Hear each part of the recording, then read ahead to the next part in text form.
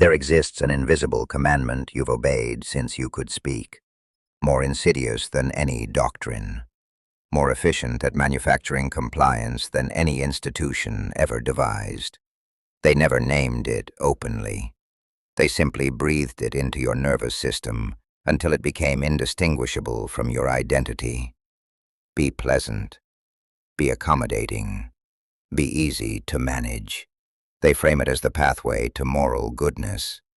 But what if the truth inverts everything you were taught? What if this agreeableness was never about ethics? It was about making you governable. Every structure of power, every regime, every authority that has ever maintained dominance understands one fundamental principle. A population afraid to offend is a population that will never resist. A man terrified of causing discomfort will never challenge the system. A man addicted to being accepted will never ascend to positions that require opposition. Machiavelli witnessed this pattern centuries ago. He observed entire civilizations crumble, not from external conquest, but from internal softness. From men who confused being tolerated with being respected. From leaders too fragile to command, too agreeable to endure.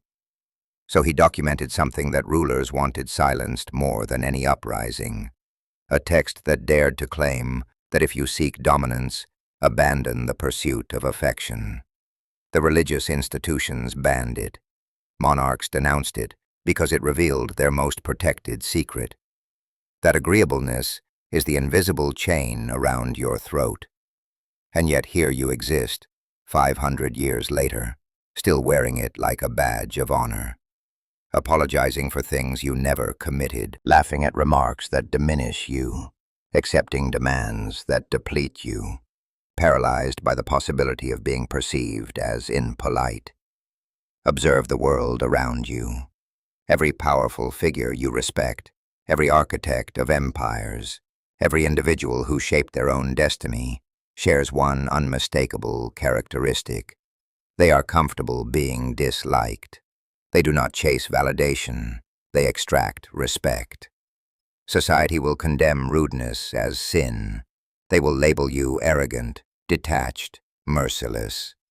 They said identical things about every towering figure who refused submission. Here is the reality Machiavelli attempted to transmit. You cannot simultaneously possess power and remain pleasing.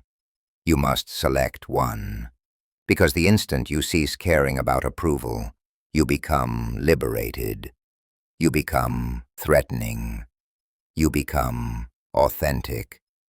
What follows is not self-improvement rhetoric. It is combat philosophy. A blueprint for executing the weakest fragment of your consciousness. The obedient, smiling servant who fears rejection more than he fears his own irrelevance. You are not designed to be accommodating. You are designed to be formidable. So eliminate the approval seeker dwelling inside you. Not eventually, not gradually, immediately. Because every day he survives, another piece of your authentic self dies. There exists a contagion spreading through contemporary men, invisible, soundless, cultivated across generations. It does not assault the flesh. It consumes the will. It infects the spine. It leaves intellect intact, but spirit domesticated. Machiavelli would have identified it precisely for what it is, a political illness disguised as morality. Most men remain unaware they carry it. They interpret their politeness as virtue. They interpret their silence as wisdom. They interpret their self-erasure as nobility. But beneath that constructed facade lies the truth. People-pleasing is terror wearing a pleasant expression. The origin of the contagion. This affliction does not begin in adulthood. It begins the first time you are punished for refusal. The first time you are told to stop causing problems. The first time you are rewarded for remaining silent. You learn very young that acceptance equals survival. You are taught that making others uncomfortable makes you defective. You are trained to believe that friction is hazardous, and harmony is sacred. So you adapt. You fold your rage inward. You silence your own instincts. You replace your desires with whatever maintains equilibrium. Over time, this becomes habit, then conviction, then identity, and the world applauds you. What a cooperative child, so polite, so easy to work with. They celebrate the disease because it makes you predictable, because it makes you harmless, because it makes you someone who will never threaten their position. The symptoms of the infection. By the time you reach adulthood, the disease has fully matured. It manifests in patterns you barely register anymore. You apologize when you committed no offense, from reflex, not remorse. You agree with people you do not respect simply to avoid atmospheric tension. You maintain relationships that drain you because you fear isolation more than unhappiness. You labor harder than everyone else, but speak up less than anyone else. You tolerate insults, delays, disrespect, and convince yourself it does not matter. Everything becomes it does not matter until one day you awaken and realize your entire existence has become one extended sequence of it does not matter. Meanwhile, the people surrounding you, those you tried desperately to please, continue taking, demanding, expecting. Because the disease does not make others kinder to you. It makes them bolder with you. Why the people-pleaser always loses. You believe people appreciate your agreeableness. They do not. They interpret it. When you cannot refuse, they assume you possess no boundaries. When you fear conflict, they assume you will not defend yourself. When you rush to assist everyone, they assume your time holds no value. When you are perpetually available, they assume you are not important. Human beings do not respond to kindness. They respond to cost, to consequence, to boundaries. A man without boundaries cannot command respect. He can only beg for it, usually without conscious awareness. This is the fatal flaw of the people-pleaser. He attempts to purchase respect with kindness. But kindness is free, and what is free holds no value. The world rewards scarcity, not generosity. Resolve, not agreeableness. Strength, not softness. And deep down, every man knows this. Even the people-pleaser knows it. That is why he feels exhausted, disrespected, overlooked. He is living in a moral fantasy, while everyone else is living in reality. The psychological trap. The people-pleaser is not just agreeable. He is addicted. Addicted to approval. Addicted to peace. Addicted to avoiding discomfort. Every yes gives him a moment of relief. A temporary high that says, "At least no one is upset with me." But the cost is long-term spiritual decay. He trades his self-respect for temporary harmony. He trades his integrity for temporary approval. He trades his future for comfort in the present. And the worst part, he thinks he is being virtuous. He thinks he is being noble. But there is nothing noble about being weak. Nothing moral about lying with a smile. Nothing righteous about sacrificing yourself for people who would never reciprocate. The moment of realization. Every people-pleaser eventually hits the same moment. The breaking point. The moment where the polite mask fractures and the buried anger leaks through. Because beneath every overly agreeable person is a man filled with years of unspoken resentment. Not because others hurt him, but because he never protected himself. That is the disease, not the world mistreating you, but you permitting it. And once you see that, you cannot return. Agreeableness gets a man exploited because the world has learned to interpret it for what it truly is. Not virtue, not goodness, but a quiet announcement that he has no defenses. A polite man thinks he is being moral. Everyone else interprets him as someone who will not retaliate. And human beings, every last one of them, are drawn almost instinctively toward whatever offers the least resistance. It is not malice, it is instinct. People take the easiest path, and the people pleaser is always that path. You can observe the pattern everywhere. The agreeable man becomes the one who stays late when everyone else departs. He becomes the friend who adjusts his schedule while nobody adjusts theirs. He becomes the partner who gives reassurance constantly, but receives none in return. Not because he is loved less, but because he is respected less. Respect is built on boundaries. Agreeableness is built on the absence of them. And a man without boundaries becomes a tool, a convenience, something to be picked up when needed and set aside when not. The people-pleaser believes kindness creates gratitude. In reality, kindness without cost creates entitlement. When you give too freely, people do not think he is so generous. They think he will do it again. The first favor feels like appreciation. The 10th feels like expectation.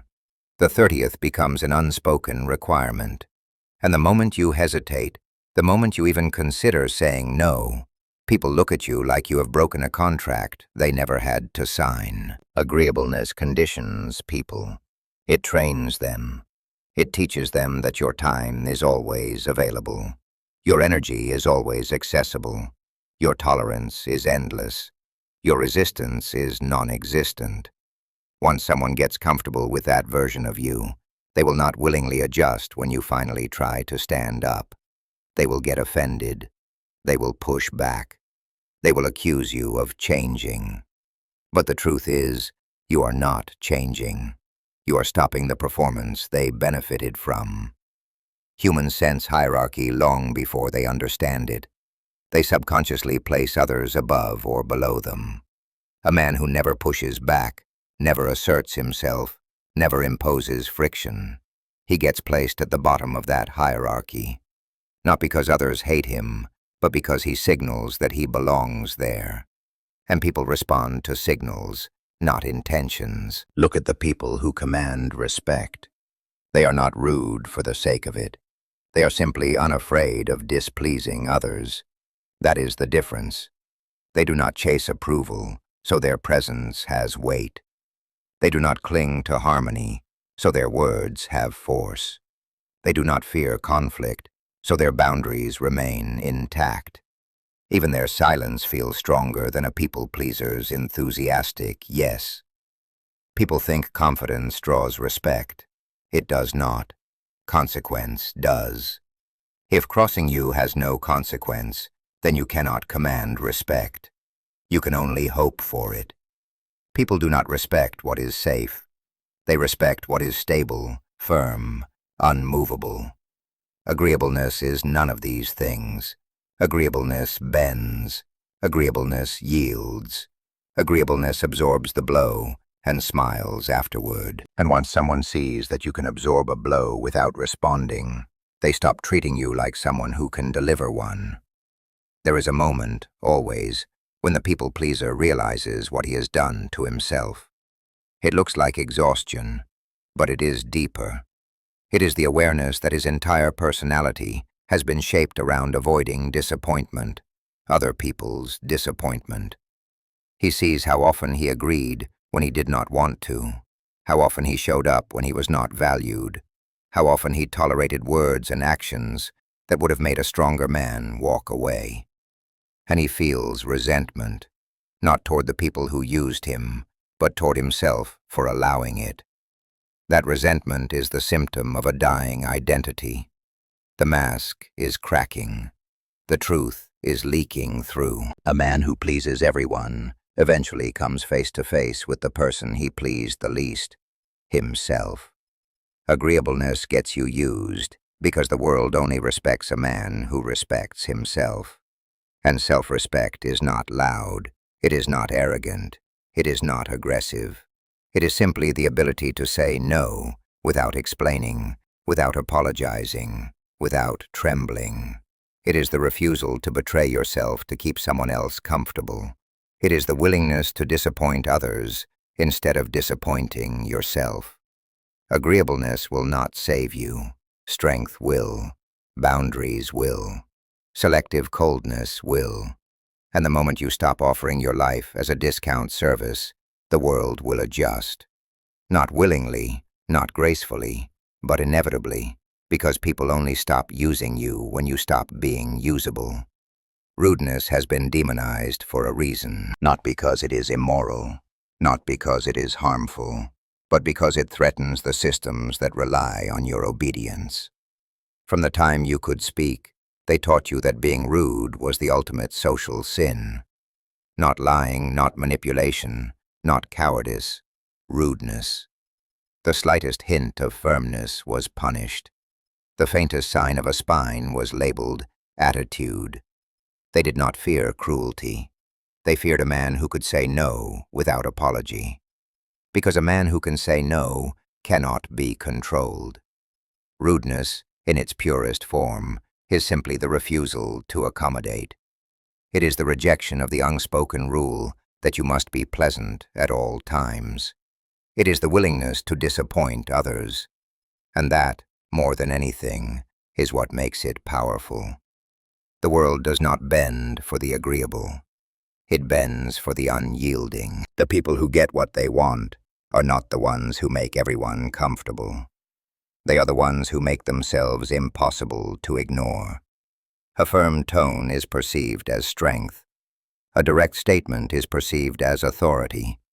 A refusal spoken plainly is perceived as danger.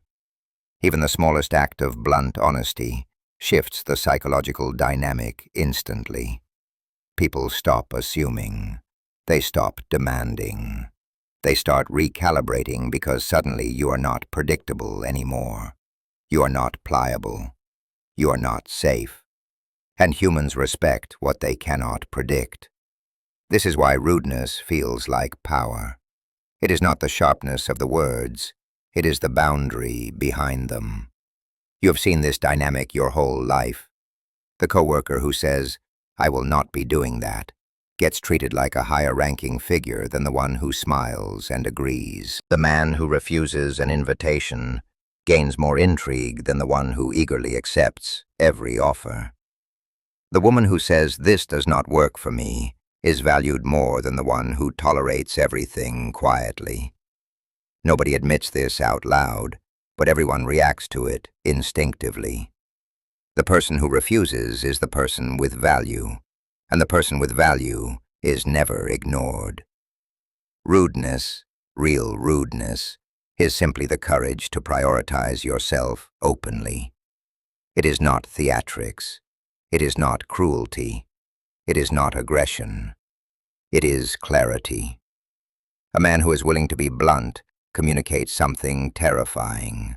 He cannot be manipulated by guilt. Guilt is society's favorite weapon. Guilt is how they keep you polite. Guilt is how they keep you small. But the moment guilt loses its effect on you, the entire power structure flips. Suddenly, you are the one others adjust to. And here is the psychological secret no one teaches. People tolerate rudeness from the powerful, but punish it in the weak. If a leader snaps, it is dismissed as intensity. If a dominant personality speaks bluntly, it is called confidence. But if a timid man does the same, they call him disrespectful. Why? Because strength legitimizes rudeness. Weakness does not. This is why kindness works when it comes from a powerful man, but destroys a weak one. The powerful man's kindness is a choice. The weak man's kindness is a survival mechanism. One is respected, the other is taken advantage of. Rudeness changes this instantly. It tells the world, my kindness is optional now, not automatic. It introduces friction, and friction forces people to reevaluate their behavior. When you speak bluntly, you raise the cost of interaction. When you refuse politely, you raise the cost even further. When you state your boundaries without wrapping them in apologies, you raise the cost to its rightful level. Suddenly, you are no longer the discount version of yourself. You are full price. This is why rudeness feels like liberation, because for the first time, you stop begging for dignity and start enforcing it. Most people are not prepared for this shift. They expect the old version of you, the agreeable one, the soft one, the one who was easy to predict. When they encounter your new tone, they will call you rude, difficult, arrogant. They are not describing your behavior. They are describing their loss of access. Rudeness is what happens when you lock the doors they once walked through freely. Once they realize you are no longer afraid of disappointing them, the game changes. They adjust. They think before asking. They retract demands. They approach you with more care. They treat your time with seriousness. They choose their words more wisely. They become more respectful, not because you became nicer, but because you became someone they cannot push. That is the true power of rudeness. It restores the balance. It returns you to yourself. It signals that your life is no longer a public resource. You stop being the cushion that absorbs every blow, and you become the wall they cannot move. And in a world built on pressure and expectation, there is nothing more powerful than the man who refuses to bend. Learning to become disagreeable is not about becoming hostile. It is about reclaiming the authority you surrendered without realizing it. The world taught you that being easy to work with makes you admirable, that being flexible makes you mature, that being endlessly patient makes you virtuous. But the truth is simpler and far more brutal. The man who fears disagreement fears himself. And the man who fears himself can never become powerful. The first step in transforming into someone formidable is understanding that conflict is not a threat. It is information. Most people avoid disagreement, not because they are peaceful, but because they are fragile. They crumble when someone pushes back. They panic when their approval is threatened. They retreat the moment tension rises, as if tension itself is a sign they have done something wrong. This is the conditioning you must dismantle. You must become comfortable standing inside the heat of disapproval. Let people be irritated. Let them misunderstand you. Let them feel disappointed. Their emotions are not your responsibility. Their expectations are not your commands. Their reactions are not your burden. You are not here to manage their comfort. You are here to protect your sovereignty.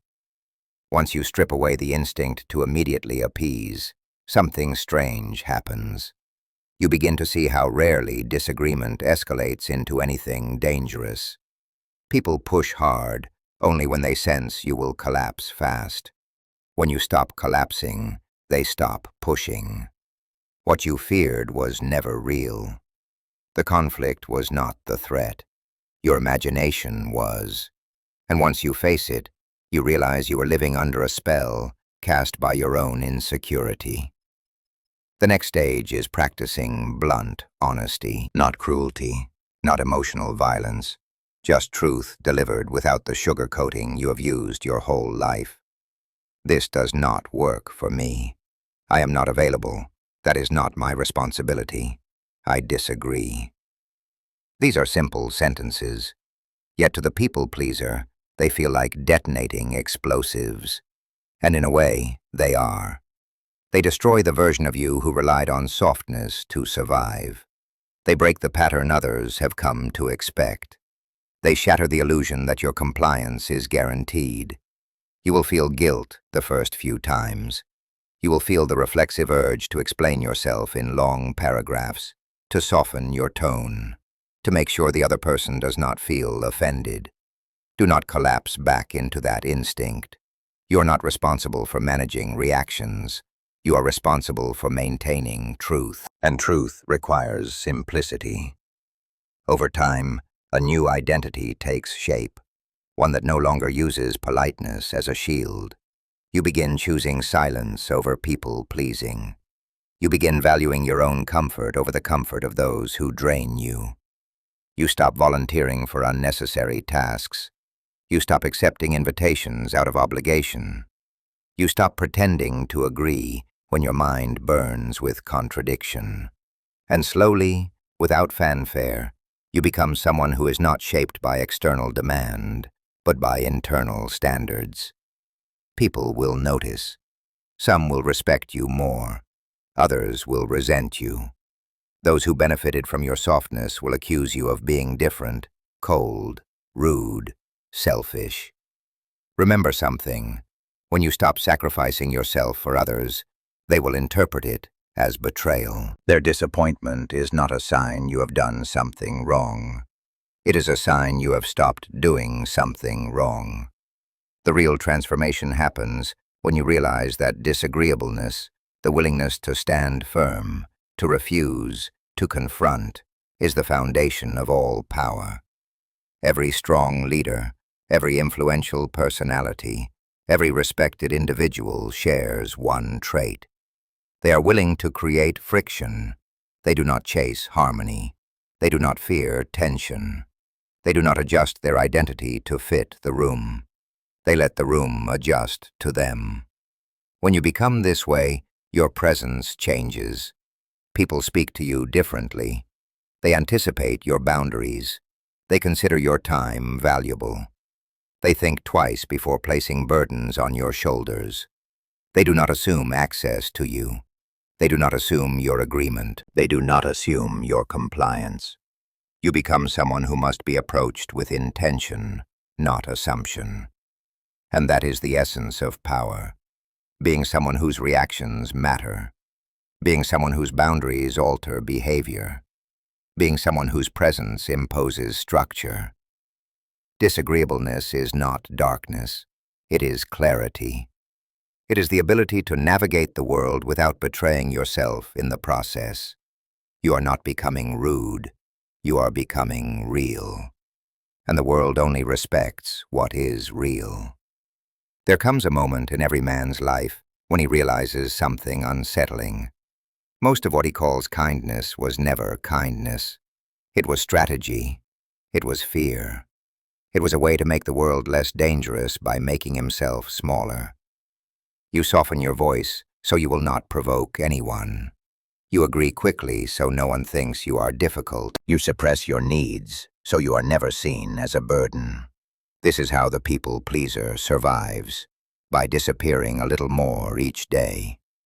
But survival is not living, and a man who disappears eventually reaches a point where the world no longer notices he exists at all. When you begin killing the people pleaser inside you, you must face this truth directly. You have spent years negotiating away parts of yourself in exchange for peace. You paid for temporary approval with permanent self-loss. You handed out pieces of your dignity like samples at a market stall. And now you must reclaim them, one by one. The first thing you reclaim is your time. You stop handing it out like a consolation prize. You stop rushing to answer messages the moment they arrive. You stop rearranging your entire day to accommodate someone who would not do the same. You begin asking yourself a question the people pleaser never asks. Is this worth my life? Because time is life. And when you give it freely, you are donating your existence to people who have not earned it. Then you reclaim your voice, not the polite whisper you have been trained to use, your real voice, the one that speaks truth without trembling. You start telling people when you disagree. You start expressing your preferences without apologizing.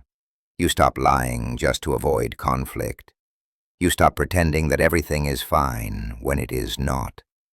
This alone transforms the way people treat you, because honesty disrupts the script they have written for you.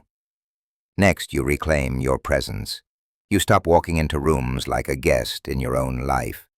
You stop shrinking your posture to appear non-threatening. You stop nodding at everything just to seem agreeable. Your energy shifts from, I hope I fit in, to, I am willing to stand alone. And people feel that shift instantly. Presence is not about speaking loudly. It is about existing fully. The world senses when you stop hiding from yourself. Then comes the difficult part. You reclaim your standards. The people-pleaser has none. He accepts crumbs and convinces himself they are meals. He tolerates disrespect and calls it patience. He stays in situations that drain him and calls it loyalty. But a man with standards begins filtering his world. He stops trying to keep everyone. He becomes selective, discerning. He walks away when something is not right, instead of negotiating in circles, trying to fix what should not be tolerated at all. This is where people begin to pull away, not because you have become cruel, but because you have stopped being convenient. The moment you develop standards, you suddenly require effort from others, and effort reveals who actually values you. The people who vanish were never yours. They were loyal to your softness, not your soul. Let them disappear. Their absence creates space for people who treat you like a human being, not a tool. The most important thing you reclaim, however, is your inner permission. The permission to take up space. The permission to disappoint people. The permission to say no without guilt. The permission to choose yourself without apology. When you finally grant yourself that permission, you become untouchable in a way no amount of bravado could ever create. You stop needing validation because you validate yourself. You stop fearing abandonment because you no longer abandon yourself.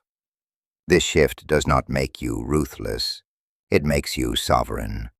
A man who is sovereign over himself is dangerous because he is no longer controlled by the emotions of others, the opinions of strangers, or the manipulations of those who seek to benefit from his compliance. He is guided by internal laws, not external pressure. As this version of you emerges, something fascinating happens. The world changes its tone. People become more careful, more respectful, more intentional. They do not walk into your life casually anymore. They do not make demands with the same entitlement. They do not assume your agreement. They approach with the awareness that you have a spine now, and that spine has a cost. This is the beginning of power. Not dominance over others, but dominance over yourself. The man who commands himself commands his environment, and the man who commands his environment alters the course of his life permanently. There comes a stage in your transformation when something subtle but unmistakable shifts inside you. You stop negotiating with yourself. You stop asking permission from a world that never cared about your comfort in the first place. You stop translating your desires into softer versions, so others will not feel threatened. What emerges is a man who acts from a center that cannot be bent, manipulated, or guilt-tripped. A man who is no longer living in reaction to other people's emotions. A man who has stepped into the dangerous freedom of being unapologetically himself. This version of you does not shout.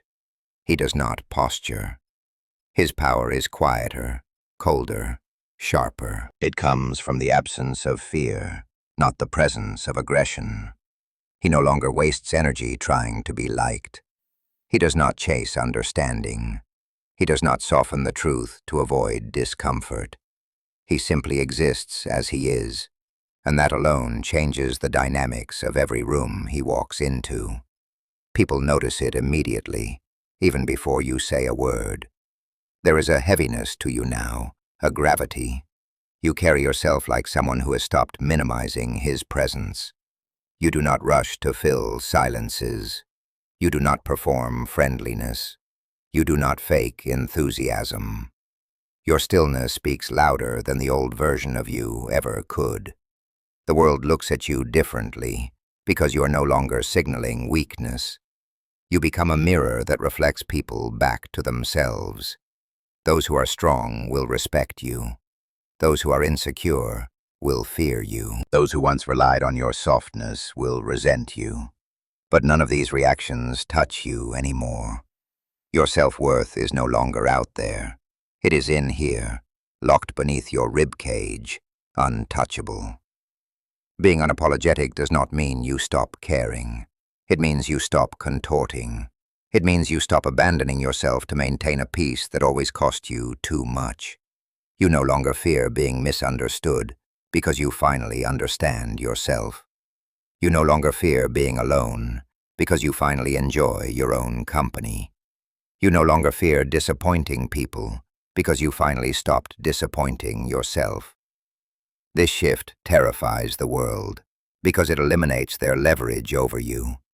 They cannot guilt you. They cannot pressure you.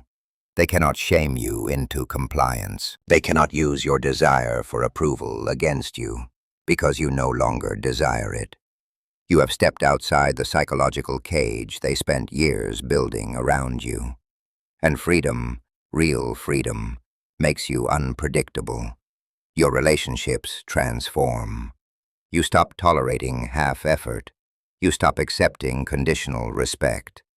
You stop entertaining people who only show up when they need something. The moment someone senses that you will not beg, will not bend, will not cling, the dynamic either purifies or dissolves. The ones who stay treat you with the seriousness you always deserved. The ones who leave were feeding on your weakness, not your warmth. Your decisions transform. You no longer choose the safe option by default. You no longer sacrifice your own progress to avoid upsetting others. You no longer dilute your ambitions just to keep the peace. Every choice becomes cleaner, harder, more honest. You start building a life that is aligned with who you are, not who you pretended to be. Your standards transform. You stop explaining why something is unacceptable. You stop repeating yourself. You stop negotiating with people who are not negotiating in good faith. You do not raise your voice because raised voices are for men who lack power. You simply walk away. And the act of walking away becomes the strongest declaration of self-respect you have ever made. The rise of the unapologetic self is not loud. It is not dramatic. It is the quiet death of the boy who needed approval and the birth of the man who does not. It is the end of the psychological slavery you carried since childhood. It is the collapse of the identity that kept you useful to everyone but yourself. And once this shift happens, something irreversible takes place. You stop living reactively and start living architecturally. You build, you choose, you define, you lead. You no longer wait to be chosen. You choose yourself first and let the world adapt. This version of you is not rude. He is undeniable. Not aggressive, uncompromising. Not cruel, unbreakable. You have come this far. You have seen the truth most people spend their entire lives avoiding. You have watched the old version of yourself fracture, collapse, and finally die. And now you stand as someone the world can no longer mold, guilt, or control. But understand this: transformation is not a moment. It is a war. Every day the world will try to drag you back into the old role. The obedient one, the quiet one, the useful one. You do not let them. You hold your ground. You protect your voice. You choose yourself first. Not once, but every single day that follows. Because the rise of the unapologetic self is not a temporary spark. It is a permanent shift. A declaration that from this point forward, your life will no longer be dictated by approval, fear, or expectation. Only by your will. If something in this journey woke you up, if a single sentence in this examination cracked the shell you have been hiding in, if you felt the old version of you start to tremble, that means you are ready for what comes next. So do one thing. Stay with me. There is more to build, more to destroy, more to reclaim. Like the video, subscribe to the channel, and step into the next chapter with the same unapologetic force you found here today.